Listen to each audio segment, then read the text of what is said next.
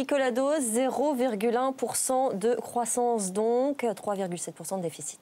C'est pour 2013, hein, voilà, très loin des chiffres qui ont servi à bâtir le budget actuel. Je vous rappelle qu'on était sur 0,8% de croissance, 3% de déficit.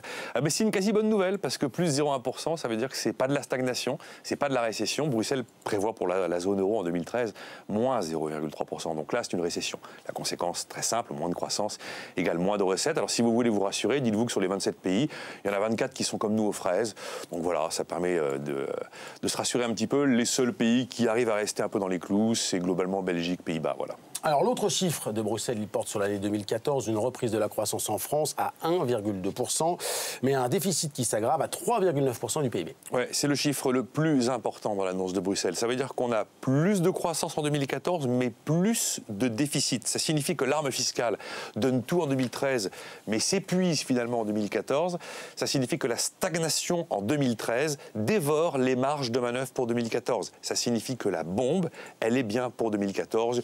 L'urgence aujourd'hui, c'est de dépolitiser la fixation du chiffre de la croissance. Ça doit être le cas en théorie pour 2014. On doit confier ça au Haut Conseil aux finances publiques sous l'autorité de la Cour des comptes. Il est urgent que ça se fasse, même si j'ai quelques doutes sur les compétences réelles de la Cour des comptes en matière de chiffrage de conjoncture. Donc on oublie les 3% pour 2013 et comment fait-on pour 2014 ? Eh bien, un abandon de 3%, c'est très bien, mais c'est pas gratuit. Donc il va falloir que le gouvernement prenne une nouvelle cible de déficit, de croissance, et qu'il dise comment il fait pour y parvenir. Donc il faut donner un calendrier de réduction des dépenses publiques, car l'impôt a tout donné. Ça veut dire qu'il faut donner à horizon 4-5 ans l'architecture véritablement de notre système en France, c'est-à-dire quel sera le système de retraite, et on ne fait pas une petite hausse de cotisation pour tenir 12 mois, c'est fini ça. Quelle sera l'architecture du système de soins, et on ne fait pas une petite liste de 15 médicaments déremboursés, ça c'est terminé. Quels seront les bénéficiaires de l'État-providence, quels seront ceux qui ne bénéficieront plus de l'État-providence, quelles seront les missions que l'État va conserver, quelles seront les missions que l'État va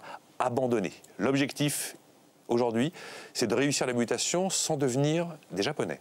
Alors, il y a une nouveauté cette semaine qui s'est passée aux États-Unis. Il est possible que la Fed cesse sa politique monétaire totalement anormale qui permet de soutenir l'économie des États-Unis. Si elle arrête cette politique monétaire, l'effet sera une remontée des taux longs, des taux d'emprunt de l'Amérique et par ricochet, une remontée évidemment des taux de la dette de la France. Donc le temps est compté.